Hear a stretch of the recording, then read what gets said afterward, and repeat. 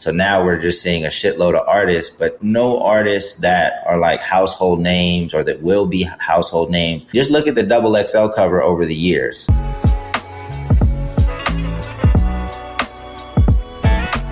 What's going down? It's the Music Entrepreneur Club podcast. This is only our third episode of the rebrand, which is really just a throwback to who we were originally, but still new channel, brand new Dame, same Erinn, brand new Pain.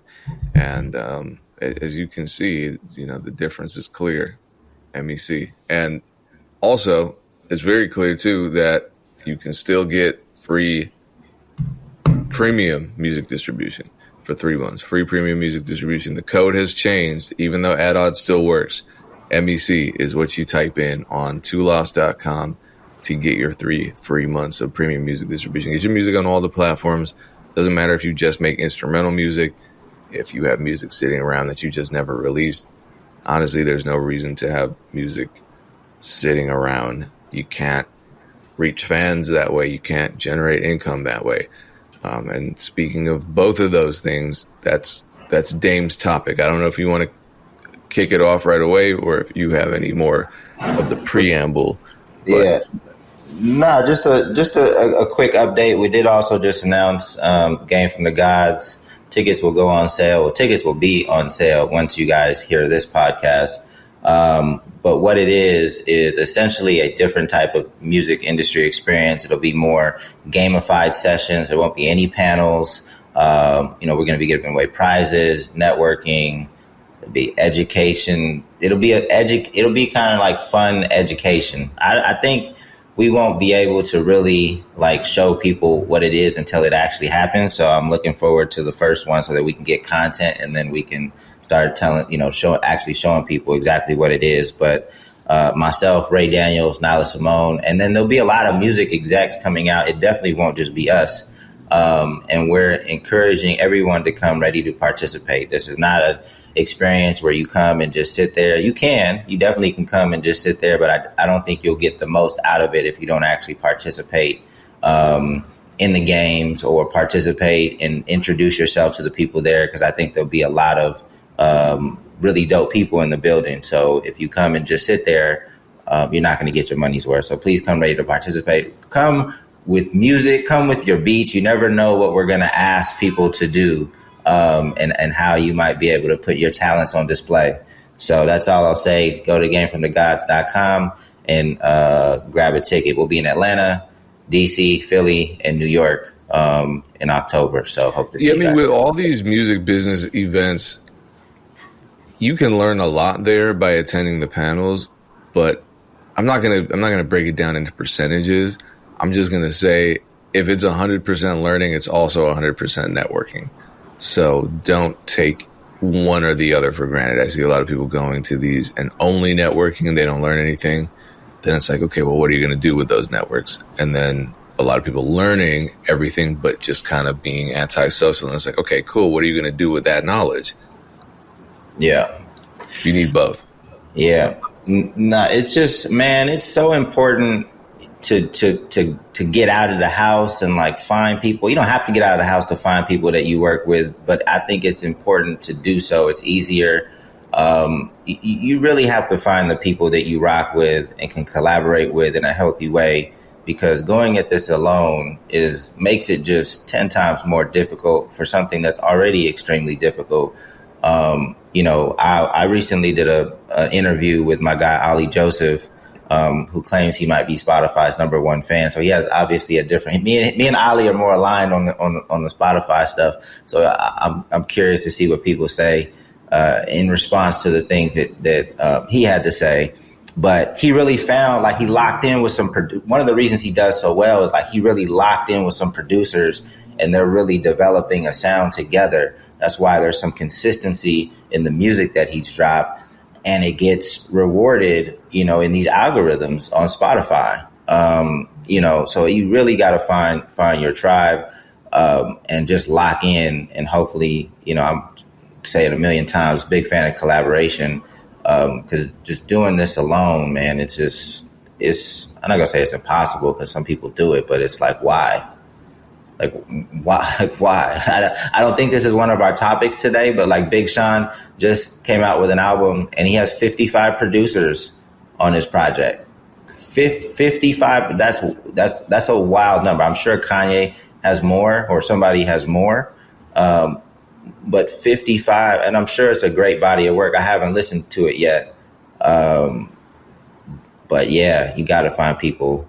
I'm so, that shit hurts my soul because there are 55 producers on this album and I'm not one of them. Hey, it's a lot of producers out there, Payne. There's a lot of artists. There are, but it's actually a surprisingly small circle. Even when I discover new producers, because I live under a rock and I don't really know what's going on in a lot of circles in the industry.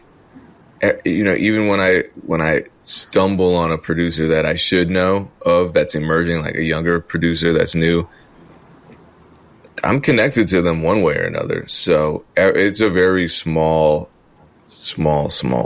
group of people doing it at that level. So yeah, there's no reason. I've been wanting to work with Big Sean. No, I'm happy for everyone. It's cool because, you know, like, I feel like this level of collaboration among producers leads to a lot more accolades because you got to figure, and people get mad about this all the time, and whatever. I'm not here to discuss their hurt feelings about this, but if you're a producer, right, and say you work consistently with a team of like 6 other producers, and some of you are loop makers, some of you are just drum programmers, some of you are finishers, some of you handle more A&R, some of you handle more studio production work. You're all going to contribute to the project, but you're also going to contribute to the success of the project. And so, you know, there are other people who are like, well, why do you want to split? Look, if I'm working with 6 people and they all have really great relationships and resumes and connections, then we make one hit song and we got to split it 6 ways. But there are 6 people all ensuring that every single beat we make goes somewhere. So we may end up with, you know, 6 times more placements than we would have gotten on our own. And that balances everything out. So you see these dudes with like 8 plaques coming in at a time. And I feel like the only people who are mad at that are the people who are completely feeling excluded from this dynamic, this collaborative dynamic. And it's like, well, you either get with it or don't. But, and all the people complaining about that shit, I see why people aren't collaborating with you. You have a bad attitude. I was trying to find the image because he posted it. I thought it was on Instagram. I can't forget where I saw it now. But it basically was a post that listed out all of the different producers. But yeah, I mean, it also. Yeah, now I want to look. Also, on the flip side, you know, of that, I guess, you know, being one of 55 on a project, especially with how music performs today, like that's not. This is a question for you, Payne. Let's say you were one of the 55. How do you squeeze the juice out of that selfishly for you to like land another placement, you know, get fans, followers of yourself? Like, how would you like squeeze the juice out of that if you are fortunate enough to get a placement like that? I mean, we had a whole episode about producers marketing like rappers. So I think especially a track with an artist like Big Sean, there's going to be so much media, right? A lot of media coverage because this is one, it's Big Sean. 2, this is Big Sean's first album in how many years? So there are going to be some eyes on him and there's going to be some media. As long as I can emphasize my involvement, something positive is going to come my way. And that's why it helps to have a content strategy already and a community already as a producer. So if you build that, like for me, I have a community already and I have a social media infrastructure. Could it be better? Absolutely. But you can believe that I'm going to create content surrounding my involvement in that project, whether it's announcing the project, announcing my involvement in the project, celebrating when the project is released, giving interviews related to my involvement in the project, breaking the beat down in long form and short form content throughout various social media platforms. Maybe even like if I got a beat on a Big Sean album, that album just drops. Big Sean type beats might be something that I create a channel for, because now I, clearly I'm making beats that work for that style of rap related to Big Sean fans. So I think there are a number of ways to capitalize on it, but I'm looking at the credits right now, and it's like some of these folks I believe I do know. So it was a double. I'm looking at a double XL post that has the graphic. It's a graphic that looks like that, and it's got all. I obviously don't expect you guys to be able to see this, but it's got all the names right here. Mm-hmm. So there's 6 columns of 9 names, and then there's Big Sean that's included as a producer as well. Yeah, he is. But there are a lot of Hit Boy's on it, of course. Key Wayne is on it, of course. Wonder Girl's on it. Benny X, of course. Then there are some producers that I'm not familiar with, but because there is this press release out, I might look up some, obviously I know DJ Khalil and the Alchemist, but I might look up Money Jesus or 206 Derek because I'm not familiar with them yet. But I also feel like as a producer, you have to have a plan for how you capitalize on these moments, because the money's not the same. Like, you can't depend on, being 1 of 55 on a Big Sean album and expect to get a lot of money from that. So you have to figure out how you can capitalize, like marketing wise, to see how that win can lead to the next win, build on small wins, like I always say. So, but yeah, shout out to Big Sean. I'm can't go as far to say as I'm a fan of Big Sean, because I can't say that I listen to his music all the time, but I definitely think he's one of the dopest rappers, probably underrated. Very underrated. In terms of just like his skill level. But I can't sit here and say I have any Big Sean in the playlist that I listen to. But I'm not mad at it. Put much out.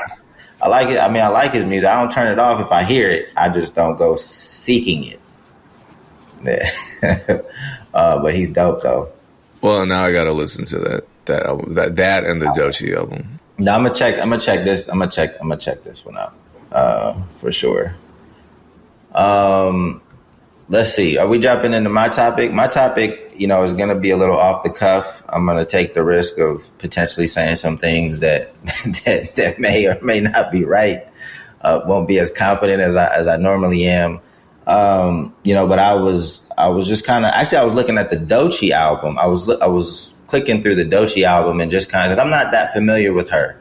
I'm definitely impressed with what TD has done, what they've built, the quality of music and artists that they continue to put out. But I was just like clicking through her profile on Spotify and like some of the features that she's been on, some of these bigger songs. And then I'll click on the main artist of some of these songs. And I realized these artists are signed, they have 15 million monthly they're huge artists. And I'm probably, let me see, what's this cat's name? Who sings the Anxiety song? I'm sure Erinn will know. With Doechii. There's a song called Anxiety. Let me see. I don't want to play it.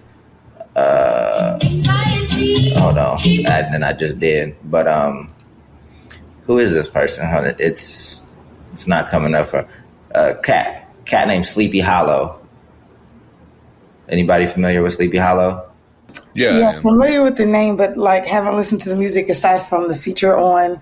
Well, actually, I listened to that whole album that Doechii is on because of that single, but yeah, not like a regular listener. So Sleepy Hollow has 11 million monthly listeners. I believe he is signed to. Let me see who he is signed to. He is signed to, I want to say it said RCA when I looked at it before. I thought he was Empire this whole time. Yeah, RCA. Anyway, it just had me because there's a lot of artists like this. There's a lot of artists I'll be clicking around on Spotify, and it'll be like 11 million monthly listeners, 20 million monthly listeners, 15 million monthly listeners. I have no idea who they are, and I don't, I don't claim to be an expert on all artists that come out today. There's a shitload of artists that come out, but it had me thinking because 10 years ago or whatever, like the 360 deal was like a big thing.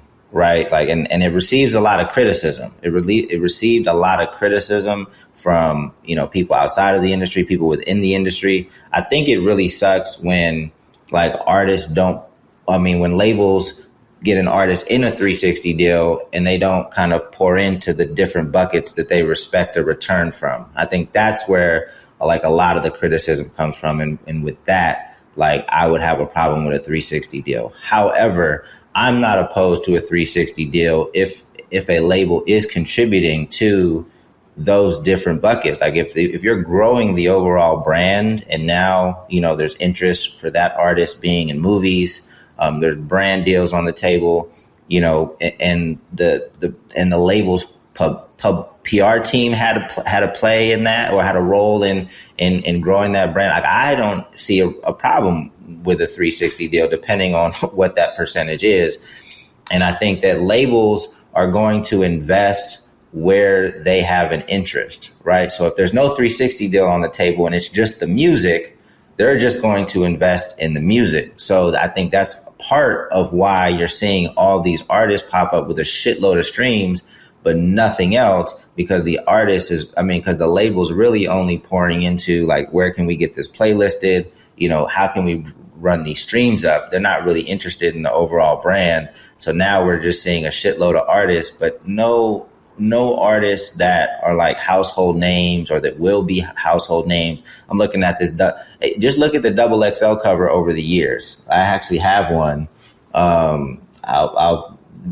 The one that Dizzy was on, I'm gonna bring it over here in a second. But like more and more, in addition to me getting older and like disconnected from these young people that are rapping, like I don't think there are artists on this cover anymore. There's not as many that are going to be around, 2 years from now, 3 years from now, 4 years or 10 years from now as there used to be. I mean, in the early days when you had like J. Cole on the cover and Big Sean on the cover, and I don't know if Kendrick was on the cover, but like a lot of those guys that were on the cover 10 years ago, like we still know, like they're still making music. Anyway, I know I jumped all over the place, but my question for you guys is do you guys think that plays a role? Like basically the decline of the 360 deal. I think some 360 deals are still being signed, has also contributed to the decline of like stars, as many stars. Would you guys agree or disagree with that? I don't know if it's necessarily the decline of the 360 deal. That could be a contributing factor, but I think it's the access to things that entertain us that have contributed to the decline of the star. Again, like I say, we're in an attention economy, so the next hottest rapper is competing against a cat video, is competing against somebody's expose on TikTok. Do you know what I'm saying? And it's like, whereas music as an art form and entertainment form used to be a huge section in pretty much every person's life, you could go your whole day without listening to music now and nobody would think twice about it because there's so much media and entertainment to consume. So I think that's part of it. I do think the underdevelopment of artists is also part of it. And then I think the access to the major stats and the big numbers. So like you're saying, Sleepy Hollow has 11.4 million monthly listeners. So it's like if the label and or the artist, depends on who you're talking to or who's running the show, if the label is satisfied with that as a vanity metric and they're getting their money, and then the artist doesn't know how many ways they can go after money and exploit their success. And then maybe they can't really tour much. I think it comes to this point where there's a level of satisfaction that a lot of people reach, because stardom, to a degree, back in the day, was a requirement for a certain level of income. Do you know what I'm saying? It was like there was no middle ground. It's like you either got to be a mega star or you're kind of stalling out at the label and then you get dropped in your whatever. So I think the metrics have changed. The game has changed. The way that consumers consume and what their desires have changed. I just think, yeah, sure, the 360 deal could be part of it, but I also think that 360 deals in the current age of music have made artists lazy. Maybe I started consulting for a major label earlier this year, and just the way that they make things happen.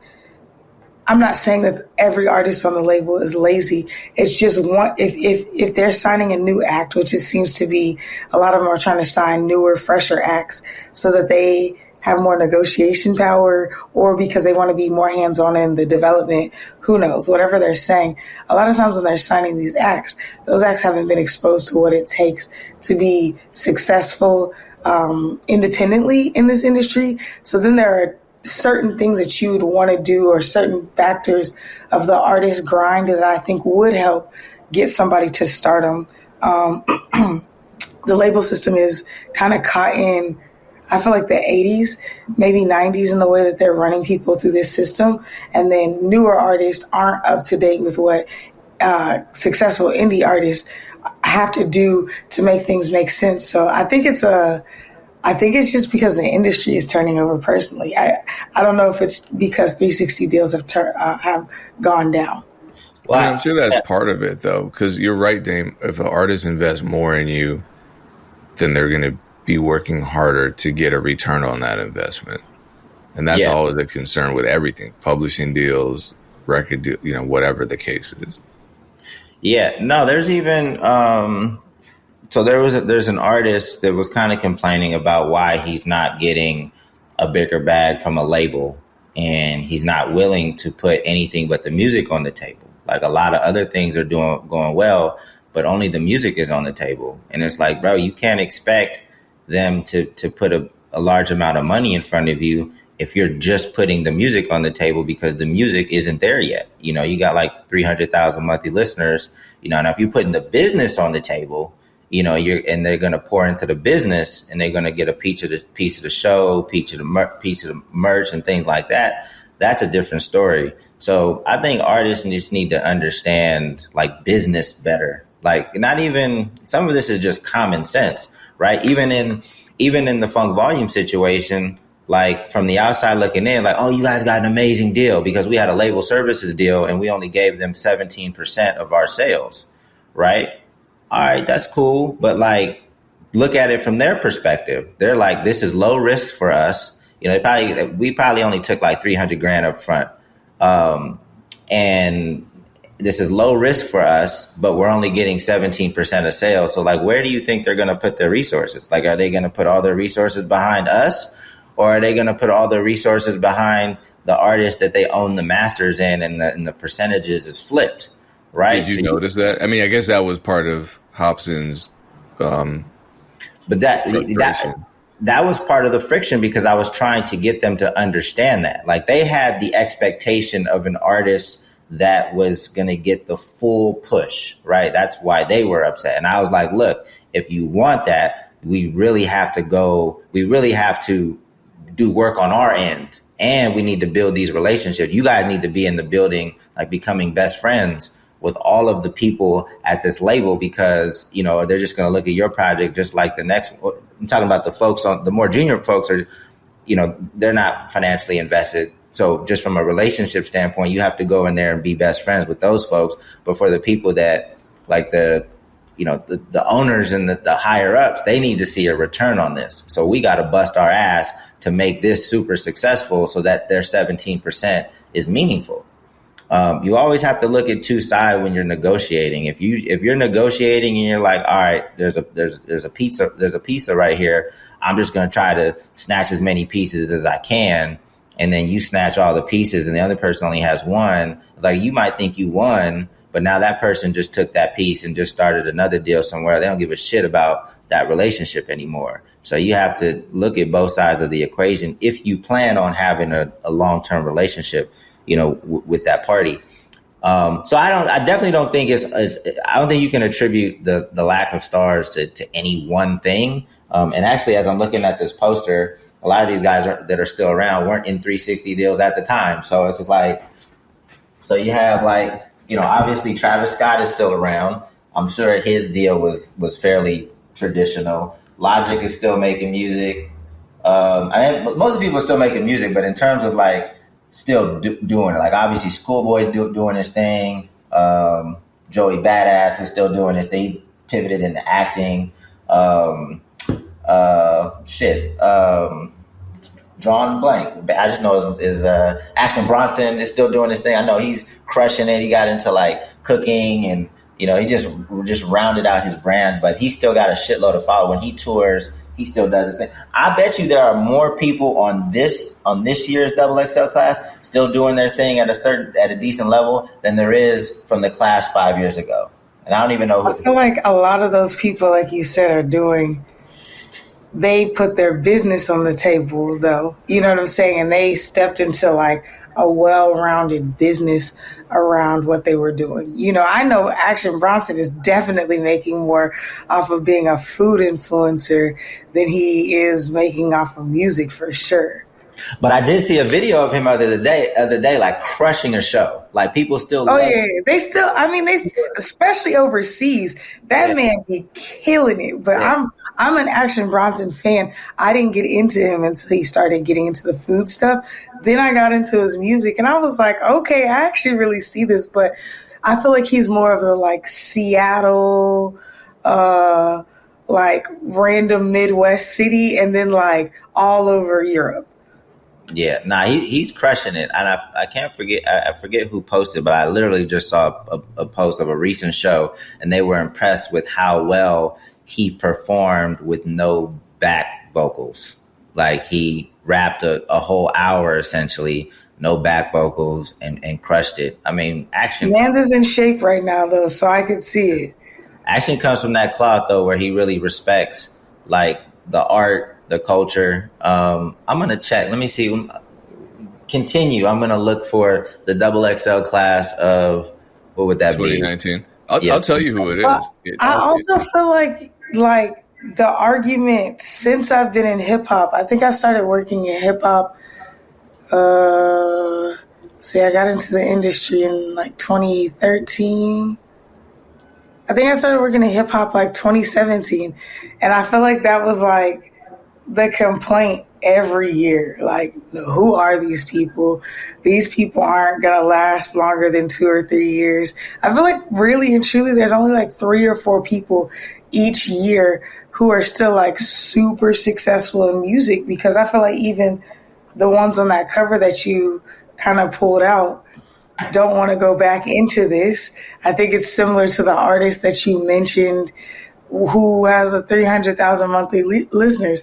I think a lot of these people who are still relevant use the music as a lost leader and then went into things that they could build and capitalize in the music adjacent and entertainment space. I feel like it's when people come on and they're XXX or XXL and they're just rapping and they're only relying on their label, or they're just rapping and they're like indie all day. This is all mine, 100%. Most of those people who are solely relying on music are out. I mean, Russ is an outlier. I think there's a lot of outliers, but no disrespect to Dizzy whatsoever. But it's like, even on the cover when you flipped it around, I was trying to figure out who some of those people were, and that wasn't that long ago. Yeah. Well, now this was... Then let's compare, because... That's 2013. Okay, 2013. That's a minute ago. Okay, I see. 2013 was a while ago, but if we compare whether or not the folks from 5 years ago are doing equally as well or still making music, they are. So it's Blueface, Comethazine, Tierra Whack, The Baby, Lil Mosey, Roddy Ricch, Cordae, YK Osiris, Rico Nasty, Gunna, Megan Thee Stallion. So that was actually a hell of a cover. You picked the wrong year, Dame. Yeah, that's a killer. Yeah, that's a quality. That's definitely a quality class. Then maybe we have to go like a year or two, like forward. So like 2020, because they're definitely. I mean, this year I mean, there's a lot of people I don't even know. Like this year was actually one of my favorite years. I was like, damn, I feel like they're actually listening to music. Like Big X the Plug being on there, absolutely needed. He gets a lot of airtime with me. All right, who was it this year? Like 20. Well, do you want to know 2020? Yeah, what's 2020? 2020 is actually a really good list as well. I think there are a couple artists that I don't necessarily listen to or I'm not well versed in, like Chica, but 24K Golden, 5EO Foreign, Lotto, wasn't going by Lotto back then, she was going by the slur, Rod Wave, Polo G, Cowboy, NLE Chopper, Lil TJ, Baby Keem, and Jack Harlow. And did I say Lil Keed? So pretty good list as well. I don't know. I know everyone's upset every single year at the XXL list, but I mean, look at who these artists are today. They XXL kind of knows what they're talking about. It's not hard. I mean, it's not hard to pick. Like it's not like it. Can you hear me? I don't see Erinn anymore. See Erinn Payne? Hello? Yeah, can you hear me? Yeah, it glitched for a second, but we can still hear you. Oh, yeah. I mean, it's was it me glitching? I don't know. I was clicking around to looking at some of these lists. Yeah, it was damn. But yeah, it's not that hard, I don't think. I mean, you have a lot of data. You know, there definitely are some swings and misses on these lists, but yeah. So I would say, looking at the list now, I don't completely take back my point, because I think like it's almost like the same amount of people from 2013 are still doing well in 2024 as there is from 2020. And that's 7 years. I mean, 7 years being that 7 year gap, that's a lot of time. You know, 2013 to 2024 to still have, you know, basically half the list still doing pretty well. You know, on a bigger scale. But if you go back, there's probably more people, because it's like, you know, I don't know what the year before that was Hop's year, and I know that on that cover was like, who was on that one? I believe it was like Chance. Here, let me just look. 2012. I mean, I think if we're going by raw numbers, there's going to be a drop off, because you get into freshman classes that are born into the streaming era. And then when we go way back, we're more in like the physical era. So a lot of those end up becoming classics and legacy artists. I hate to say it because it's not that long ago, but a lot of them become legacy artists and their catalogs do well. Wendy Day posted Billboard data recently, and it said 40% of Billboard's top 10s fall out of... Oh, wait, let me read this again. I'll just read it verbatim. Perhaps in line with the declining length of big hit songs, it seems that conventional hits are fading from the top of the Billboard charts sooner than in past eras. 75% of 2024's top 10 hits debuted on the chart within the top 10, but 40% of them only spent a week in the top 10 before tumbling. So I think there is something to be said about that, but I think that's part of the fact that now with the streaming era and with the social media era, artists go viral and then they have that moment, and what happens next? Labels search for the next viral artist to sign. And like you said, Dame, there's less investment, because you know if a hit's already viral, there's less you have to invest in. So you just squeeze whatever you can out of that song, it disappears. And the priority isn't developing that artist who had the viral hit, the priority is finding the next artist with the next viral hit, because I think it's more cost effective for the labels to do that. Honestly, why would they be spending unnecessary money investing in new artists? And really like saying, okay, we're only going to sign 20 artists this year and we're going to put our all in. Nah, fuck it. Let's sign 100 artists and we're going to make the same amount of money by spending way less, because all we have to do is give them an advance in exchange for their publishing, or not in publishing, in exchange for their sound recording copyright, exploit that, make a killing off that. Whatever happens next, happens next. If they pop out with another hit, even better for us, because either we only have them for a single deal or we have an option. So if they take off, we take that option, put a little more money in their pockets, and everybody wins off that. But, then the problem is it's kind of a revolving door. So maybe it's a problem, maybe it's not. I mean, I think consumers are happy because now they have every song at their fingertips for free with streaming, and they don't have to fixate on one album for an entire quarter and wait till the following quarter for the next favorite album from their favorite artist to drop. Now they can just rotate. I don't know if you got friends with Spotify, like or Apple playlists. That is chaotic. These playlists people come up with now, because they can do that. It's everything. Yeah. Physical music was so different because it changed the way consumption worked. Everyone's talking about the artist this, artist that, labels this, labels that.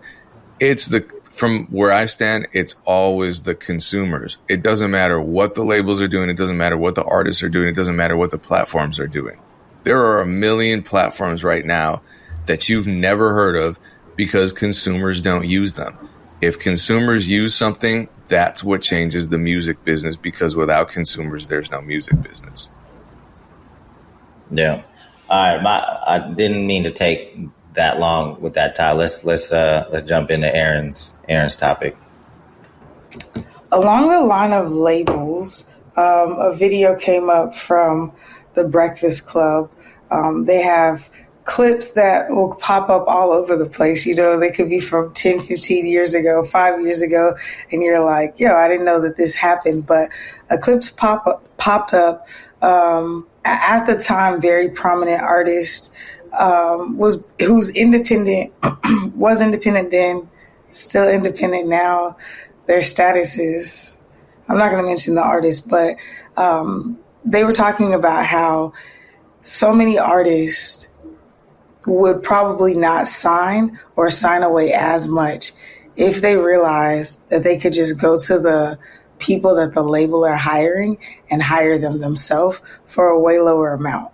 And so, we sent it in the group, and I started to think, I'm like, I wonder if people are aware even now, because this clip, I think, was probably 4 or 5 years old. I think it came out like just before the pandemic, or maybe in 2021. But I was like, I wonder if artists know that labels outsource so much. Like, again, I mentioned earlier, I started consulting for a major for the first time at the top of this year. I've done several indie hybrid deals with labels, but major label, they're just like very top heavy, and I don't understand it, because they hire a bunch of people and then they hire a bunch of people like me. So they have consultants, they have shoppers, they have pitchers, they have all these different things that people are outsourced to do, and then they have their internal system. To a degree, I understand it. Again, back like when Damien was saying, if they're signing more traditional 360 deals, which is, in my experience, their preference now. They're either doing a partnership with somebody who already has major traction, or it's a 360 deal. It seems like from lately, there's not a much middle ground, because they're just tired of, I guess, putting the ball in other people's court. But there's so much money being spent with people who they bring in to do a service. And one, my question is, do people know that this is a thing? And then two, a lot of artists say they have budgets, or they have money, or they have this, or they have that. And they're like, man, I got the bread, I'm just going to go get a feature, or I got the bread, I'm going to buy onto a tour or whatever. But it's like, if you had, I don't know, maybe I would say $10,000 to $15,000, and you had a track that you really believed in, and then either a follow-up EP or 5 to 6 songs worth of music or an album to go behind it, would you spend your money if you knew the people that these labels were hiring? And then I guess for y'all, my question is, do y'all have experience with this where you've seen either friends or you did a deal, or you've worked with artists who are, instead of going to the label, going straight to the middlemen or the people that the label utilize, or would be willing to do that? Like, I don't know. I think it's just an interesting economy because I think people don't really understand how a lot of businesses work. The record business, every single day on Twitter, I'm realizing people don't understand how the music industry itself works. Even people in entertainment are shocked and frustrated and confused. And so that's something that's like just common knowledge, everyday experience to me, and has been for a lot of my career because I've dabbled in and out of different places and different genres. But just wondering, is that common knowledge? And then have you used those people before? What are your thoughts there? Dave, what was the influencer platform that we spoke about recently? Breaker? Yeah. So Breaker, I don't know if major labels are using Breaker, but they're damn sure using something similar to Breaker. Yeah, I mean, I guess we'd have to talk specifically about like what service, right? Because like the publicists that we used to use definitely worked with major labels, So, but you don't always get the same service either, though. But again, it's going back to kind of what I alluded to in the beginning of this podcast. You have to look at things from another person's perspective, right? We might be paying this person, I forget how much we paid them, probably like anywhere from $3,000 to $5,000 a month, right? We're one independent client. Now, they also worked with Empire and other big labels that probably were paying them collectively, $50,000 a month, $75,000 a month. So from a publicist standpoint, I mean, you can get the same publicist and maybe they go hard for you, but it's going to be hard for them to go just as hard because they're getting so much more money from the labels. So they're a little bit more incentivized to make sure that those clients are kind of push forward first. So are we talking publicists? Are we talking like marketing folks? Because I think you can. I mean, there's some artists that I'm sure have recreated. I don't know what like a Brent Faiyaz team looks like. I don't know what the services of a Brent Faiyaz team looks like, but I'm sure he has people that have had experience working at labels. I mean, Russ talks about this a lot. He talks about knowing one or two people that can work radio. I think he simplifies it a bit. I think radio is a little bit more complex than knowing just one or two people, unless he's changed like the budget, his presence on radio is not like it was when he was at Columbia. So it's not the same. It's definitely not the exact same. So I don't know if that's a budget issue or just his connects don't have the same amount of reach. But you can recreate some semblance of like a major label experience if you have the connections and the resources. But I still don't think it would be the exact same compared to being at a label and you have the full force of the label behind you, because I think just the weight of the label puts a different pressure on these services to act different than they would if you're just giving them, your money every month. Well, I wonder about Russ in radio too, because once he got out of his deal, he released Handsomer, which was all over the radio, and it ended up going gold, and that was self-released. So he must have worked with some kind of radio team and invested in that. But since then, he hasn't done that. I feel like since then, he's just focused more on, because that was like his last single. I know every fucking thing about Russ because my girlfriend's his biggest fan, but his last single was that, and then now he released a bunch of music And he's doing it all himself, producing everything. But since then, he hasn't been single driven. So I wonder if that experience with Handsomer was just kind of the turning point for him, where he's like, you know what? I don't need radio. This was too much. I'd be curious to hear him speak on that. And sorry, Erinn, I know you were trying to say something.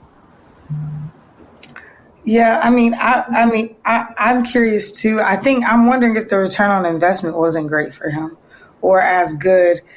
It could have been amazing, but he's like, spending this money, I could do less and make more, or I could make the same amount and spend less energy, time, whatever. I know when it comes to radio, it's not just having the internal person push it. It's also, like Dame was saying, like, you got to be in the streets when it comes to radio, because you may have the channel bought, so to speak, and I don't mean like Payola, chill, but you may be played on that frequency, but now you got to play ball. They want you to come do their free Christmas jam. Radio is still like heavily, is it strip clubs, relationships, industry parties. Like, you got to go to Grammy Week, you got to go to Billboard, you got to go to BET. It's like this multi-step process to continuously woo your investment. When you invest in radio, now you have to make sure the radio is invested in you. And Russ has talked about, like, his like less of enjoyment with clubs and being around a bunch of people all the time. So it could have just been that. It's like, I got to spend my money and my energy and my time. When you get to a position like him, he may just be like, yo, I have money. I don't want to also be spending my energy and time. This may not be for me, but who knows? There's a myriad of reasons. Going back to Dame's point a bit, when he was saying it's a different service for different people, I think it does depend. It depends on like how much weight somebody's bringing over, but it also depends on the network, the efficiency, and then your understanding of everything. Because I can walk into a room and essentially hire a bunch of my friends because it's the game right now. I know who's doing what at a lot of different places. And it's wild. People don't know this, but it'll be like the marketing director at Atlantic will come over to, like, who knows, Motown and consult for them. Like, take what he knows and be getting the consulting bag, and then just do stints at other labels, but still be working at this major. It's wild. So it's very skilled people, and if you get in with the right people, some people may not even consult in that, and you could be like, yo, do you ever pitch for people? So that's how I got into this whole side of the game. I knew friends who were working at labels. I asked them if they would be willing to do their job for my artist if I paid them or broke them off percentages. A lot of them would say yes. Half of them couldn't balance being an entrepreneur and working for a label. So I agree with Dane. But then some of them were like, oh, yeah. And it turned into beautiful, great relationships. So I think you have to have an understanding of the business beyond just the bread. You have to be able to send your money out, have expectations and checkpoints. Like when the artist that I had signed to Def Jam, that's the only major I've ever signed with. So that's why I'm like always referencing that. When that artist signed to Def Jam didn't really give us a marketing budget or team, whatever. We were just like low priority. So our A&R kept being like, you should hire this company. This is who we use for this. Or you can hire this company. This is who we use for this. Just go out and hire them. They already work with us, and then they'll know our system, whatever. But it would be like the guy who does all their stuff for Triller. This is back when Triller was good. So then you're like, okay, well, I have $1,000, and you put the $1,000 in. You get on a call with him, and then you get one or two influencers to post something, and then your money's gone. And you're like, wait, what? But had I known back then, I would have said, allocate this $1,000 across 6 creators and just do a test here. But each creator has to have somebody in the video. You know what I'm saying? But I didn't know back then. My A&R said, pay the Triller guy. I think we were paying him $1,000 a month for like 4 months, and we didn't get shit from it. Like, that's crazy. You know what I'm saying? I had $10,000 to spend. So I think it's like, it's trial and error. It's an understanding. But even back then, I would have plugged it in differently if I would have known what I know now and the allocations that I have. So I don't know. It's just an interesting, if you're on top of your business, even if you have slightly less skilled people or maybe less connected people, you can still make stuff shake. But I do know that there are people who consult who will give you the same quality. Like, if you can afford me, I'm going to give you the same, if not more, energy that I give my label clients. Do you know what I'm saying? Now, my label clients, they don't talk to me on the phone as much. They're like, here's the assignment. Let's check in a week and a half or 2 weeks. Independent artists, though, they give you that type of money. They want to call you every day. I'm not doing that. So it's like, if you can afford me and you understand that I'll give the service to anybody, but Brandman Sean, all of them, they do the same thing. Like, I was working with an artist. I popped on a phone call that the label called, and then boom, here comes Sean. Do you know what I'm saying? So they work with independent artists. They promote their service, but they also get called into hella major labels, hella indie labels, all sorts of companies bring them in to consult or to execute on their artist's behalf. And I know Sean's getting the same level. Again, to me, I think Sean's giving more attention to independent artists than he is given to the label clients, because a lot of times the label clients just want him around. So it's like, oh yeah, we brought Brandman Sean in. You know what I'm saying? Not even really listening, because that was what happened with the situation. He was there for like 3 months and they didn't do anything with him. So he was like, thank you. Here's the invoice. You know what I'm saying? So I think you just have to be the captain of your business, and you have to understand what's going on.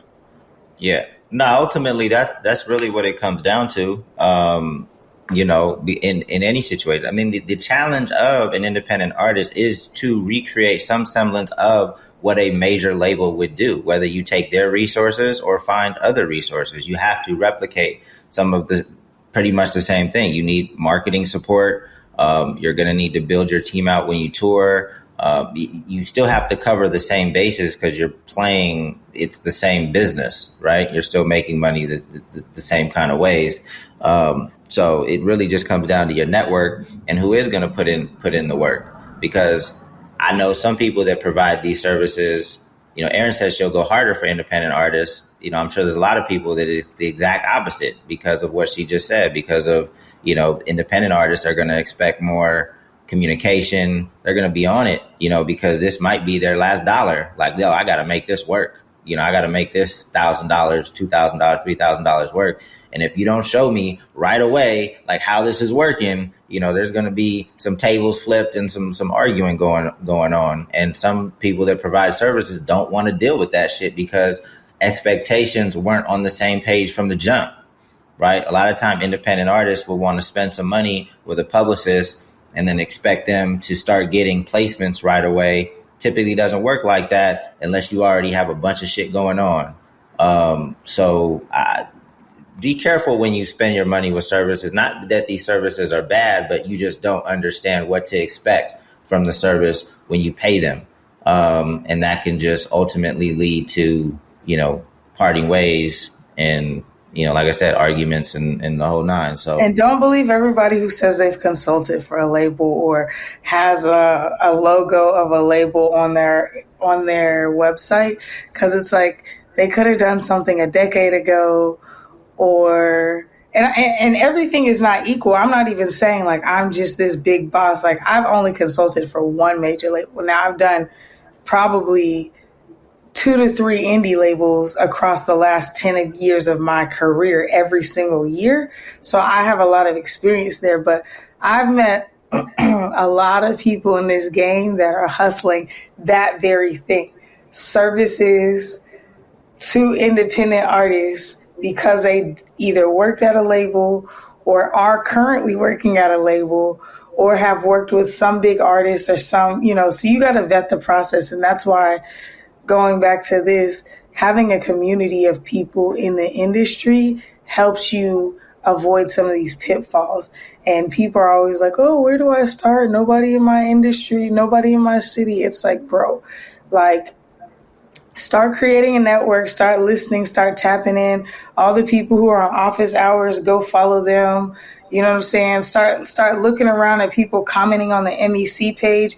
If they're an active, avid commenter, they probably are an educated person or at least trying to educate themselves. Start your network there. And then when you run into people, look who's following them.